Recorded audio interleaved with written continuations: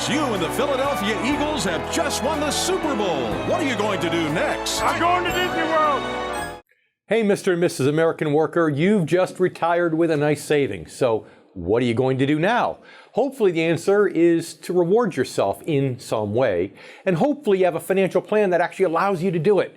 It's that time again, time to tune out the hype and focus on the facts. Facts that matter to you, the income generation.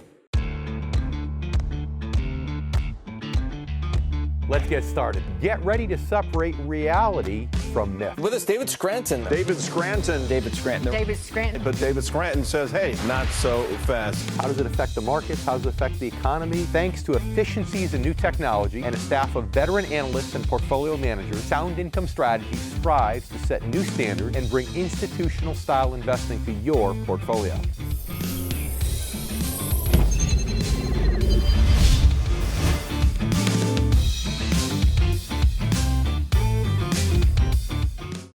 Ideally, retirement should be a time we feel comfortable rewarding ourselves for all the hard work and all the sacrifice that we put in during our working years. However, some people end up never actually collecting their reward. Now, the reasons vary, but in most cases, it's a combination of financial and psychological factors. Oftentimes, even retirees who have achieved all their financial goals are reluctant to actually reward themselves. Now, whether that means taking a big trip or buying that boat they've always wanted. And that's unfortunate because rewarding ourselves every once in a while can go a long way toward maintaining good mental and good emotional health throughout retirement. And I'm not talking about reckless spending. I'm talking about having a financial plan that allows you to write a permission slip to reward yourself with no underlying feelings of guilt or fear. We'll talk about that and much more today as we discuss rewarding yourself in retirement. Joining me will be Dr. Wade Pfau, Professor of Retirement Income and co-director of the New York Life 4 Center for Retirement Income. Along with Nathan Cox, the co-founder of Retirement Income Solutions in Murfreesboro, Tennessee. But first, let's look about why rewarding yourself in retirement can be such an important contributor to your holistic good health. Gold medalists and Olympic champions, Team United States of America. In both sports and life, awards, trophies, and prizes are often important motivators. However, most athletes and most individuals would tell you that they are rarely the main motivators behind all the hard work and all the discipline it takes to earn them. In fact, in most cases, it's a love and passion for the sport itself that drives an athlete to give their best and to do their very best at all times. And the same is true when it comes to virtually any job. For most of us, the sense of satisfaction we take in doing our jobs well and in growing and evolving our careers is extremely rewarding. For some, it can come as a shock that once the sense of satisfaction is gone after retirement, it needs to be replaced with something equally as rewarding. And that's one reason why it's a good idea to have a plan to reward yourself in retirement. Sometimes a reward we secretly vow to give ourselves can also be a primary source of motivation and can be a key factor in helping us achieve a specific goal. In fact, many people use visualization techniques in which they focus on a specific reward as a way to ensure that they're working toward it on both a conscious and subconscious level. Now, this is actually a technique I recommend to other advisors I coach as a means of helping them achieve their career goals. But what happens when you envision a particular reward and spend hours focusing on it and dreaming of it only to deny yourself that reward once you've achieved those goals? Well, nothing happens on the outside, but internally it can affect you in more ways than you may realize. Rewarding yourself may sound like something frivolous or self-indulgent, and this can be true if it's carried to extremes. Psychologically, however, self-rewards can go a long way toward keeping us balanced, to keeping us centered and motivated to maintain healthy habits in all areas of our lives. Now, this is a basic concept in psychology that most people already understand to some level. Positive reinforcement. When behavior is followed by a pleasant outcome, we're more likely to repeat that same behavior. When the pleasant outcome is denied, however, we may end up resenting and rejecting all the good habits and discipline that it took to achieve it. It might only be subconscious, but it is still likely to impact our mood and our behavior. So while you may tell yourself you're doing something positive by denying yourself a reward you've worked hard for, deep down, that's probably not how you're feeling. That conflict can undermine your emotional health overall. Rewarding ourselves can also be an important strategy for avoiding depression, which is another issue that many people can struggle with during retirement. This is often because they're caught by surprise with that rewarding sense of satisfaction they got from their job when it actually disappears, but they haven't yet replaced it with something else. However, not everyone will face this issue. Some people have retirement as its own reward, and they're perfectly content to enjoy their time without ever feeling the urge to reward themselves in any other specific way, whether it means traveling abroad, buying a vacation home, or anything else. And that's great. But many people do have specific self-rewards in mind for retirement, and those are important. Sometimes they plan for them before retirement, and sometimes they start thinking about them only after retirement begins. Now, it may be something as simple as taking a short cruise or something as extravagant as traveling for an entire year. Sometimes these rewards can be excellent sources of motivation and great reinforcers of good habits and positive thinking like we just discussed. But as we also mentioned, many people end up never actually rewarding themselves, even after they've earned the goal that they've set as their reward criteria. We've talked about some of the specific reasons why, and we'll continue talking about more coming up in just a bit. After a certain age, you shouldn't be overexposed to stock market risk. Yet, you might still be trying to squeeze every last drop out of today's market. And although fixed income investment can offer less risk than stocks, it doesn't mean you have to sacrifice return. In fact, recently some fixed income investments have actually outperformed stocks, but yet you're still waiting to act. Visit the retirementincomestore.com today to regain control of your retirement. Now it's time to welcome our first guest, Dr. Wade Pfau, Professor of Retirement Income. He's also the co-director of the New York Life Center for Retirement Income and author of the new book, Safety First Retirement Planning, an integrated approach for a worry-free retirement. Dr. Pfau, thanks so much for joining us today right here on The Income Generation. Well, thank you for having me. It's a pleasure. So, okay, tell us about your book. Why did you feel like at this particular time this book needed to be written, that people needed to read about what you had to say? Great question. So as I've researched retirement income, and my job is professor of retirement income, so I feel like it's my duty to look at all the approaches. And I really came to see how there are these two different approaches. There's this investments only model that tries to look at how do you spend from a total investment portfolio. But then there's this more integrated strategy that looks how different tools working together can really lay the foundation for better retirement outcomes. And I think that a lot of people just didn't have the understanding about this more integrated type of approach. And so that's what I set out to look at. How do you build strategies around using investments and insurance? And to just explain how that whole process can work, because it really can lead to better retirement outcomes than trying to rely on the stock market to give you these outsized returns as a way to fund spending. Well, especially, Wade, because, you know, the old rule was that 4% cash flow rule, which was never really a rule, but it was maybe a myth perpetuated by Wall Street. But nonetheless, people thought if I got $1 million, I could take $40,000 a year, and chances are I won't run out of money, statistically speaking. But as you know, since the turn of the century, the stock market didn't do so great, at least for the first 13 years of the century. And interest rates are lower now. So now the newer rate is down to 2.7%. So essentially, doesn't that mean that someone who has $1 million using the former method, not the method you're espousing, the former method, that they can only take $27,000 a year with a reasonable chance of safety off of a $1 million portfolio? Am I missing something? Yeah, well, that's the idea, and it's because of the inefficiencies that the issue is people have to be worried. They might live a long time, and the markets might not cooperate. That method requires an aggressive asset allocation, a stock allocation of at least 50%. And so the only way you have to manage those risks is you spend less to make sure you don't run out even in a bad market environment and even with a very long retirement. And so that's why it can imply a really low return on your investments if you have to lower your spending to that level. But that's really all you can do when you're trying to fund a fixed spending goal from a volatile investment portfolio. And the reality of it is, this is all backed up by the mathematics you're familiar with called Monte Carlo analysis. And the 2.7, for example, in the particular study that I'm thinking of, still had a 10% chance, albeit small superficially, but 10% chance of running out of money. And like I like to say, imagine you and I got on an airplane, right? You're a pretty conservative guy, I would guess. So we get on an airplane together, and the pilot comes on and says, hey, we shouldn't have any turbulence. It should be a smooth flight to LA today across the country. There's only a 10% chance we're going to run out of fuel before we get to our destination, so buckle up and enjoy the flight. I have a feeling you and I are going to be like Archie Bunker and Meathead, pushing each other out of the way, trying to race to the exit to get off that airplane, are we not? Right, because it's a catastrophic outcome in that 10% of the time that it doesn't work. That's right.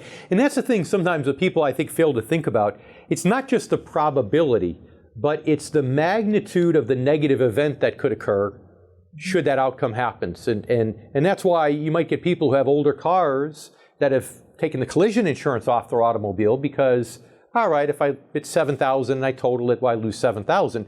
But most of those same people wouldn't even dream about having a home without fire insurance on it because the magnitude of that loss is much greater, even though the probability of your house burning down versus getting into a car accident is much less. Am I on the right path there? Right. That running out of money in retirement can leave one destitute, and to the extent you don't have other resources. Of course, you have things like Social Security, but beyond that, if you're looking at a really reduced standard of living, yeah, you have to account for. You can't take a very high probability of something like that happening. Yeah, no, of course. And even 10% is a low probability, but it's a lot higher than zero. So we need to take a quick commercial break. We come back, I'd like you to share with our income generation members this integrated method, as you like to call it. I think it's very similar to probably what I refer to as the income method. But we're looking forward to having you back in just a minute, so please stick around. And you stay with us too. We'll be back here with much more in terms of words of wisdom from Dr. Pfau in just a moment.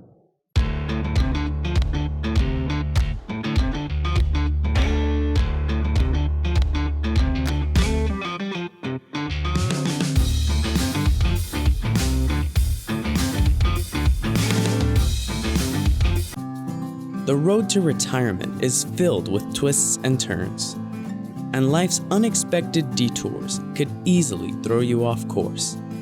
That's why it's essential to work with a financial advisor who is also a fiduciary experienced in helping clients navigate the complexities of retirement planning while helping you pay yourself first.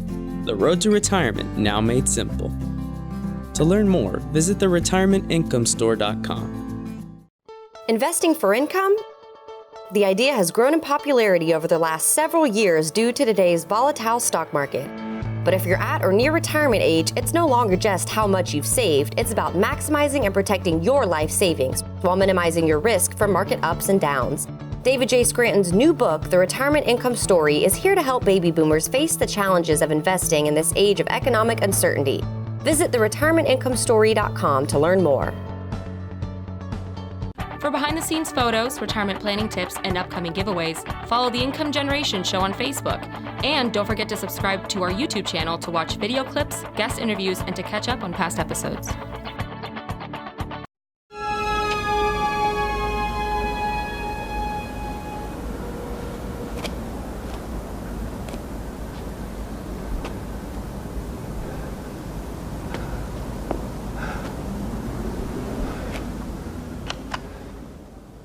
Sorry, folks, we're closed for 2 weeks to clean and repair America's favorite family fun park.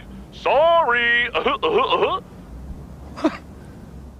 We've all had the experience of looking forward to a trip or an event, only to arrive and to be disappointed.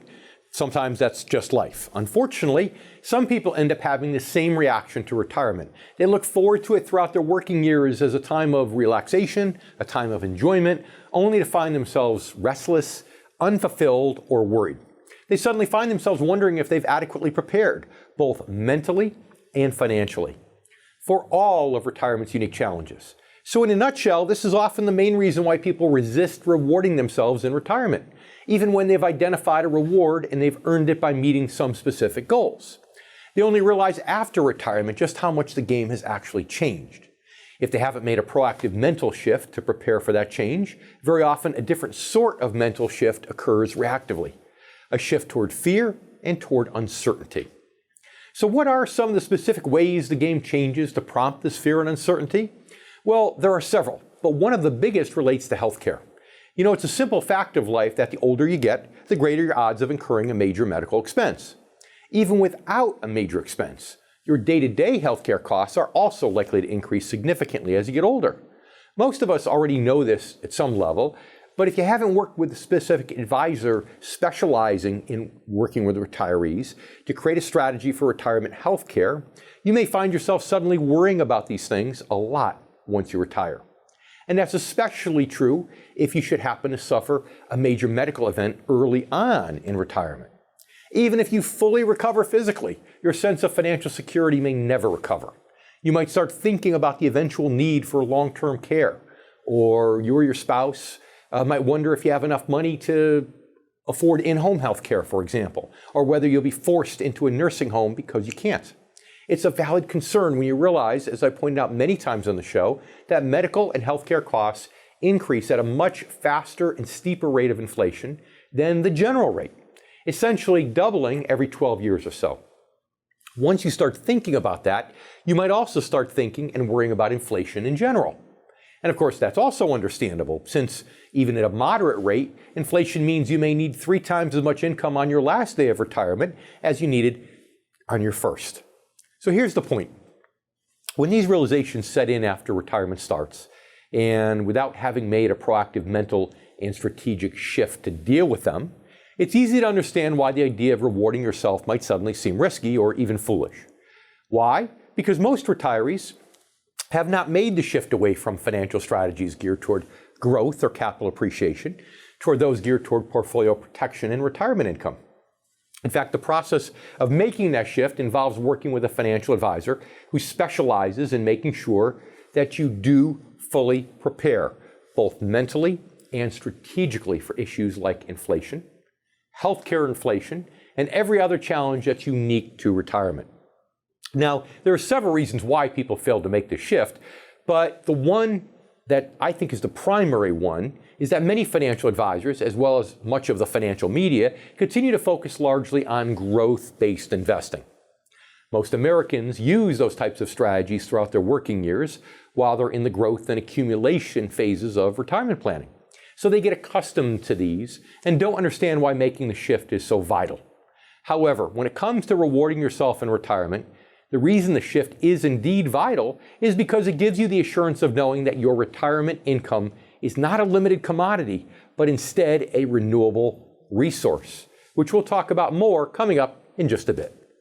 Financial experts have predicted that the next major recession could happen as early as this year. What would you do if it took half of your retirement savings with it? I'm David Scranton, founder of Sound Income Strategies. And there is a safer way, investing for income. By focusing primarily on non-stock market income-generating investments, you could significantly reduce the impacts of the next major recession. Visit the Retirement Income Store at soundincomestrategies.com to connect with an income specialist who can help you get started to an income-based retirement plan. And now it's time to welcome back Dr. Wade Pfau, Professor of Retirement Income and author of the new book, Safety First Retirement Planning, an integrated approach for a worry-free retirement. Wade, thanks so much for sticking around. Yeah, my pleasure. So we agree on one thing, that the withdrawal method, the traditional method of retirement planning is, as they would say down here in Southern Florida, no bueno. It's not what we want to do. So tell our income generation members about the integrated method and what you mean by that. Well, the integrated method, it's a lot more like how traditional pensions work. Rather than kind of just trying to fund a fixed spending goal from a fluctuating investment portfolio, you match assets to your expenses. So you can do that with individual bonds, for example, where you have bonds maturing and funding the expenses for that year of retirement. You can use tools like an annuity, which give you that fixed payment that you're expecting, so you have your spending covered and you know what that spending is going to be. And that can be further linked to, well, the longer you live, the more expensive your retirement becomes, but you have that continuing payment for as long as you may live. And by funding your spending, the baseline spending in retirement that way, that frees up other parts of the investment portfolio to provide flexibility and to provide resources for the unexpected. And working all together, that's what can lead to better outcomes in terms of supporting the spending goal and providing other resources, either for liquidity needs or for legacy at the end if you end up not needing to use that. So you mentioned annuities, you mentioned bonds, bond-like instruments to generate a consistent income, but you also implied what's known in the insurance world, and as I know you're aware, of liability matching. Matching the maturities of your liabilities with the maturities of your assets. And that's what insurance companies do. If insurance companies, for life insurance, for example, have a pool of people they think are going to live 30 years, well, then they'll match that liability with a 30-year bond portfolio. So that hopefully right about the time those assets are coming due on a guaranteed basis, they can then fund that liability. So some of it sounds like it's generating interest and dividends and income, but the other part of it also is that liability matching concept, correct? Yeah, that's what it's all about. It's about trying to make personal finance more like what a pension fund does, because people have to understand that with interest rates being low, if interest rates go up, you have losses on your bonds. And what pension funds are able to do is they know what their expenses are going to be, so they can match, if interest rates go up, the asset value might go down, but they have that match to their expenses will go down as well, and those can move together in tandem. And that's what asset liability matching is all about. And it removes that risk of rising interest rates leading to losses on your investments. And it's interesting because even in today's day and age, you can earn more that way through investing for interest and dividends and be able to withdraw more than the 2.7% using the withdrawal method. Even in today's low interest rate environment, as a general rule, you can do better with more peace of mind, can you not? Well, right. If you're not worried about depleting your assets and you're putting together a portfolio that is providing the income you need without the principal, you could potentially spend more. The reason that 2.7% number, it's so low just because, as I was saying, really the only way to manage the risk there of market downturns and a long life is you have to spend less to protect the asset base, because that strategy has you spending down principal. So if you can set up the portfolio that you're not automatically spending down principal because there's a market downturn. I don't know about you, Wade, but most people I talk to, they don't retire so they could spend less. That's not what they want. They want to be able to enjoy retirement with a clear conscience. So we need to take a quick commercial break once again. Again, please stay with us, Wade. And you stay with us too. We'll be right back here with more in just a minute on the income generation. I'm David Scranton, and we'll be right back.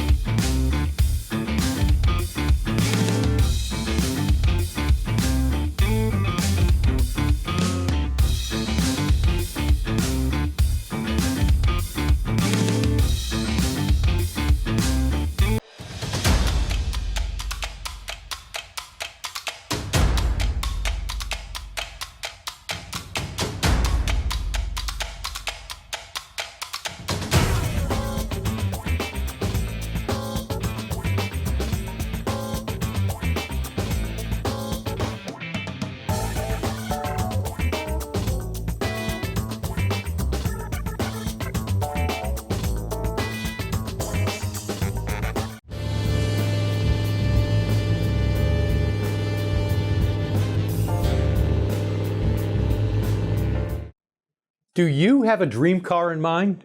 Many of us do, and for many around my age, it's the car that we dreamt about having when we were teenagers. Now, I mention this because recently I was at a classic car auction just last year, and I realized a perfect way to illustrate the value or the emotional benefits of investing for income as it relates to rewarding yourself in retirement.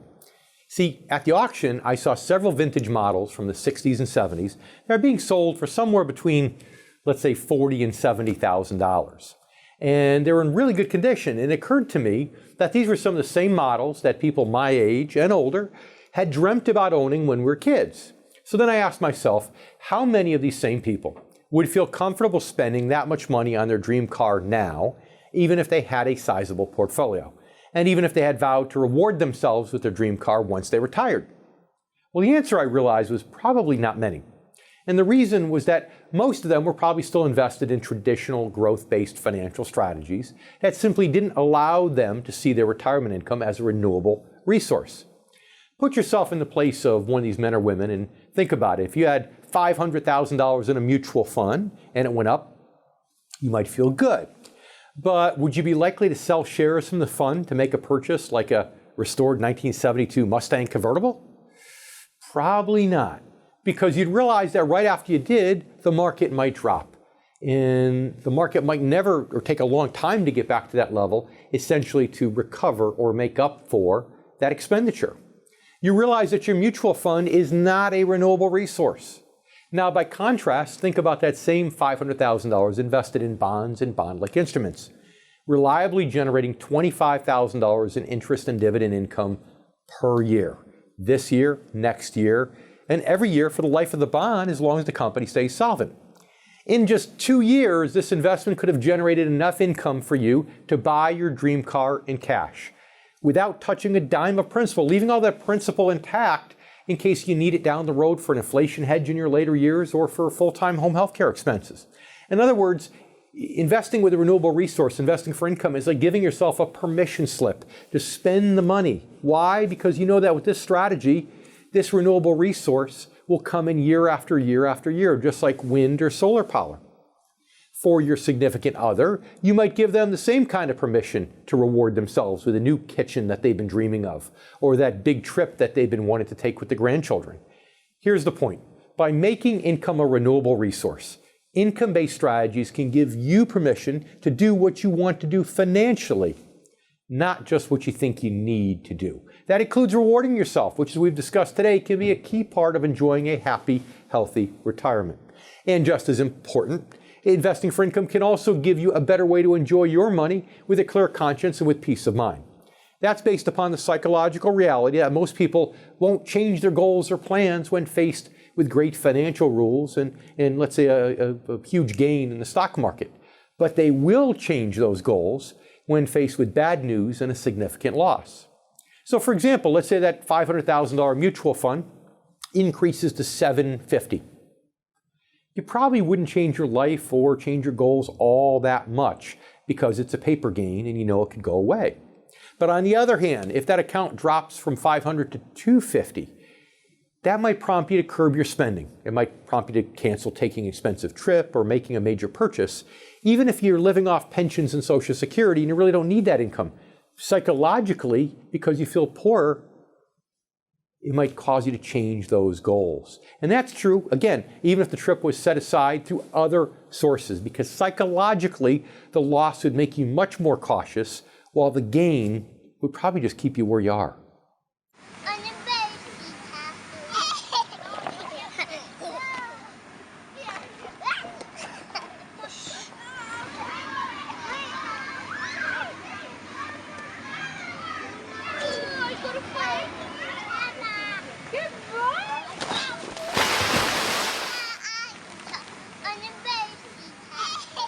Visit theRetirementIncomeStore.com today to find out how you can rescue your retirement.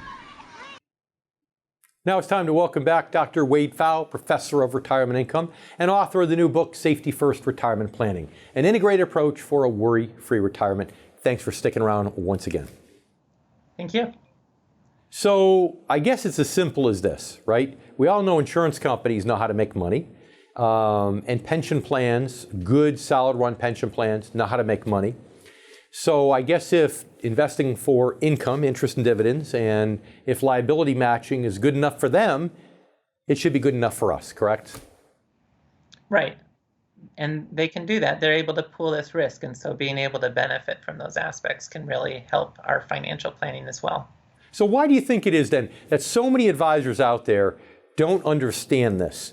They think the withdrawal method's the way to go, that just stay in the market, stay aggressive, control your risk through reducing your withdrawals. Why is that? I mean, I've got my theories, but I'd like to hear yours. Yeah, I think a lot of it goes back to, in the investing world, we're so used to hearing examples like, well, if you assume an 8% rate of return, this happens, or if you assume a 12% rate of return, sometimes this happens. And of course, if you could consistently get those types of returns, yeah, I mean, go for it. That would work fine. But the reality is, and especially in retirement, when people are looking to take less risk, and when they're taking distributions from their assets, it actually causes investment volatility to have a bigger impact.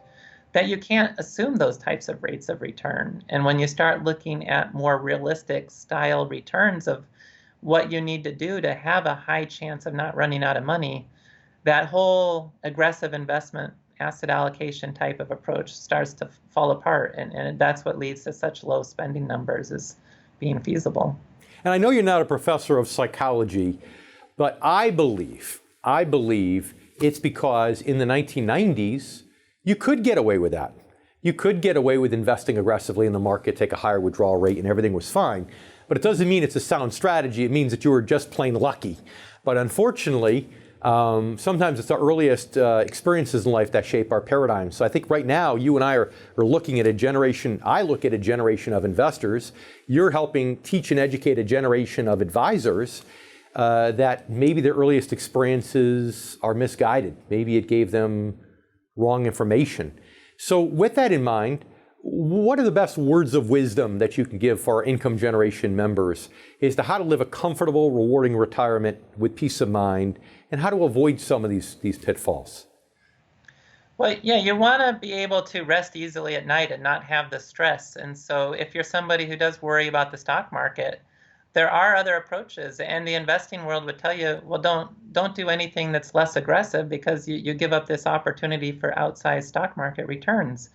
But by setting up that kind of income-based portfolio, or by using annuities that add this additional spending power that investments can't make available, and it's this idea of risk pooling and having people who live longer receiving this extra spending from the risk pool, that can allow for a more comfortable retirement, not have to worry about outliving assets, and therefore be able to better enjoy their retirement without that sort of worry.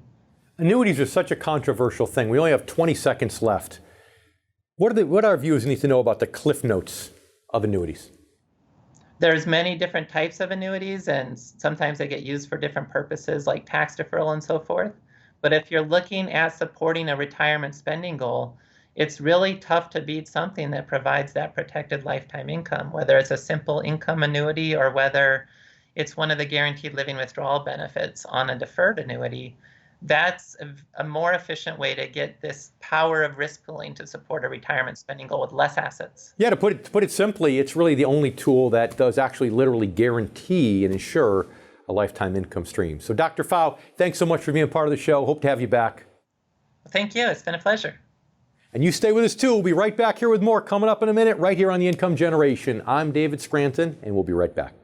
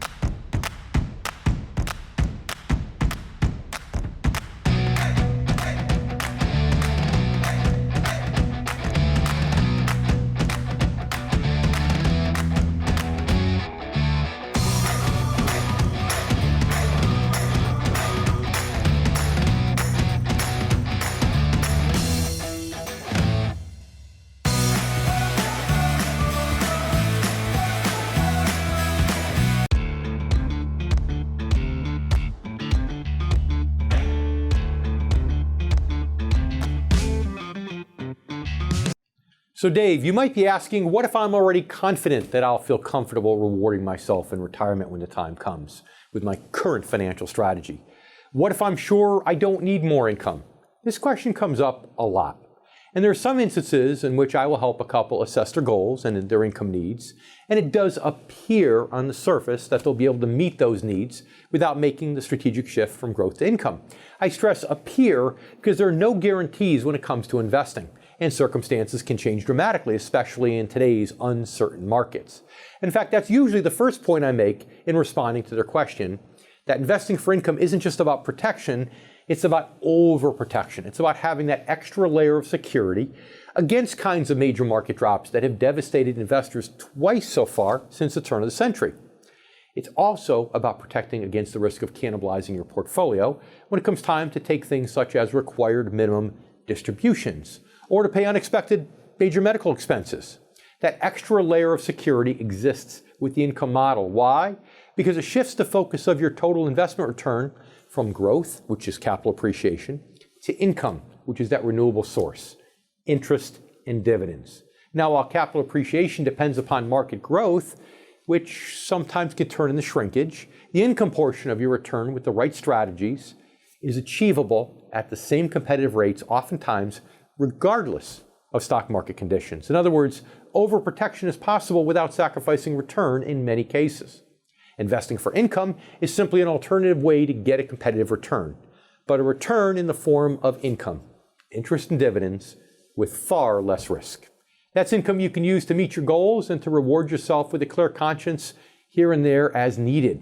Alternatively, it's money you can invest or reinvest in other income-based strategies to grow your portfolio organically, or what I like to say, growing it the old-fashioned way, the reinvestment of interest and dividends. In short, my first response to the question, what if I'm confident I don't need more income, is to ask another question. If you could achieve that same level of return with less risk by shifting your strategic focus from growth to income, wouldn't it make sense to do so now that you're retired or approaching retirement? Now, some people see the common sense in that idea right away, and they quickly take steps to lower the risk, which is easier than ever with income-based advisors and based nationwide through our own retirement income store. Now it's time to welcome our next guest, Nathan Cox, co-founder of Retirement Income Solutions, a retirement income store in Murfreesboro, Tennessee. This is Nathan's first time on our show, but he's no stranger to the financial industry. He's been dedicated to his clients' financial needs now for more than 23 years. Nathan, thanks so much for joining us today and welcome to the show. Thank you, Dave. Now, as you've heard, we're talking today about why so many retirees retire and it becomes kind of a letdown, why they deprive themselves. In your opinion, why is that? Why don't they reward themselves more when folks retire? I found over the years that many people do feel this way. It seems though is not knowing what the future holds is a huge factor. Are interest rates going up or are they going down? What's the stock market going to do? The vast majority of the public just doesn't know how to live stress-free in retirement when it comes to their investments. And I think you can relate to this next one because I know that as a retirement income store franchisee, i.e. A friend of the income generation, you're in this business not for the money, you're in this business because the sense of fulfillment that you get helping people through this transition from their accumulation years to the distribution years. And I think about people like you and me and what we would ever do with our time if we ever retired, because all of a sudden all that sense of fulfillment goes away. Do you see that happening also with some of your professionals, the career people that retire, and then all of a sudden that sense of fulfillment's gone? Yes, we see that in our practice almost on a daily basis. You must have things to look forward to and enjoy. Now, this doesn't always equate to stuff. Some retirees like to travel, purchase that item that they always dreamed of, or maybe looking forward to be able to volunteer in the community. But you have to understand that all this takes income. Yeah, that's right. It takes income to do all those things. So, those are some examples. Give us a couple more examples of how someone can budget themselves and use this income in such a way so that they can still achieve some goals. They can get some attaboys, if you will, or attagirls, without breaking the bank. Well, reducing stress by reducing market risk and investing for income is a great way to reward yourself. Having the income you need in retirement without touching principal or having to sell shares goes a long way.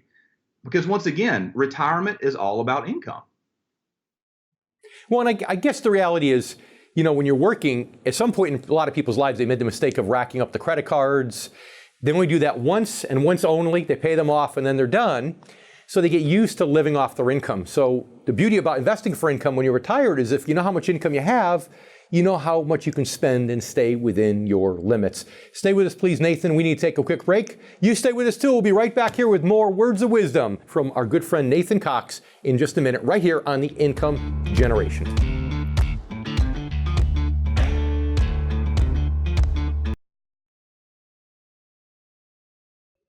Welcome back. We're talking with Nathan Cox, co-founder of Retirement Income Solutions, a retirement income store located in Murfreesboro, Tennessee. Nathan, thanks again for sticking around.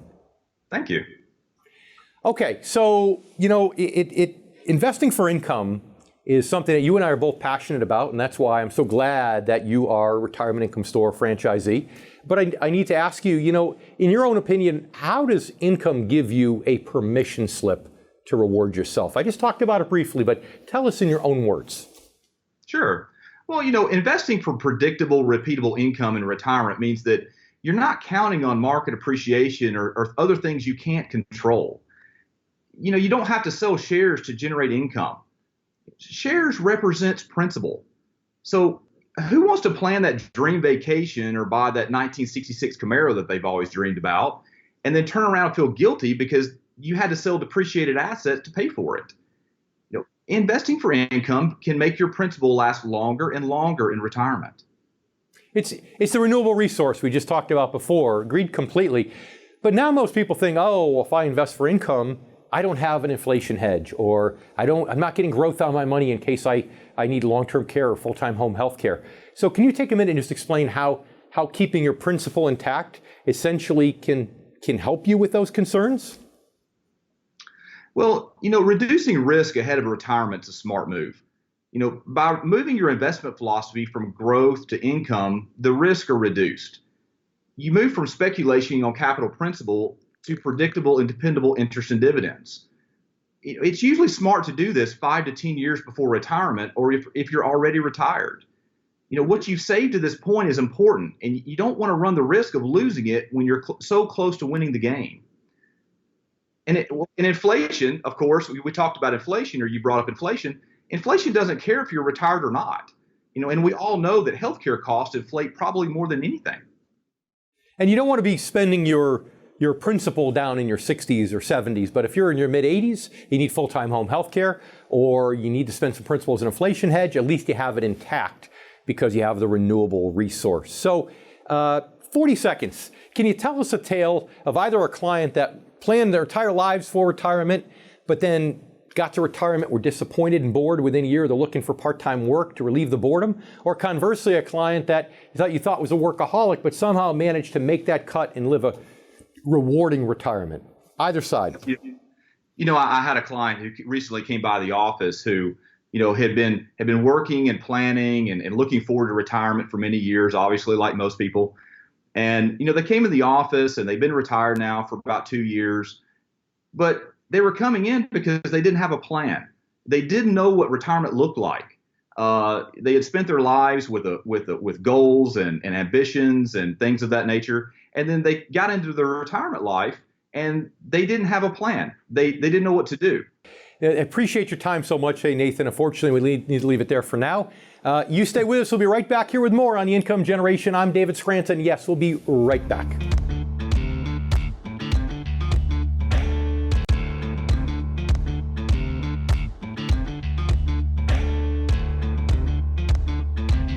I'd like to thank both of our guests for joining us for another episode of the Income Generation. I'd also like to thank you, our new and returning viewers.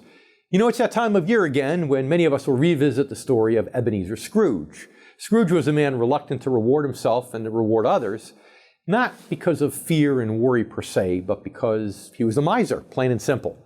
However, once he breaks through that reluctance with the help of 3 ghosts, he becomes a much happier man. This speaks to one of the main points we discussed today, that rewarding yourself may seem frivolous, but can actually be an important part of good mental and good emotional health. On the other hand, denying yourself rewards for whatever reason can be psychologically and emotionally unhealthy, whether we realize it or not. Now, as we also mentioned, one of the main reasons many people end up being reluctant to reward themselves in retirement is that they haven't proactively made that mental and strategic shift necessary to really deal with retirement's many challenges. Therefore, a reactive shift takes place toward fear and toward uncertainty once retirement hits. In most cases, these worried retirees have not made the shift away from financial strategies geared toward growth, instead toward strategies geared toward protection and retirement income. This shift is crucial when it comes to rewarding yourself in retirement. Why? Because it gives you the assurance that your retirement income is indeed a renewable resource. And making that shift begins oftentimes by working with a financial advisor who specializes in helping you fully prepare, both mentally and financially, for issues like inflation, increasing healthcare costs, required minimum distributions, and every other single challenge that might undermine your ability to reward yourself and really enjoy retirement. Even if you know you'll feel comfortable rewarding yourself and believe you'll have enough income with your current strategy, if you could maintain that same level of confidence knowing you're carrying less risk, wouldn't that make sense? Here's the bottom line. By making income a renewable resource, income-based strategies can give you a permission slip to do what you want financially, not just what you think you need. And that includes rewarding yourself, which can be a key part of enjoying a happy, healthy retirement. Thanks for watching. If you're close to retirement, you really want to know how to protect and maximize your money, it's absolutely essential that you stay informed and up to date. And as you know, right here is where you can do it on the Income Generation. I'm David Scranton, and we'll see you next week. For behind-the-scenes photos, retirement planning tips, and upcoming giveaways, follow the Income Generation Show on Facebook. And don't forget to subscribe to our YouTube channel to watch video clips, guest interviews, and to catch up on past episodes.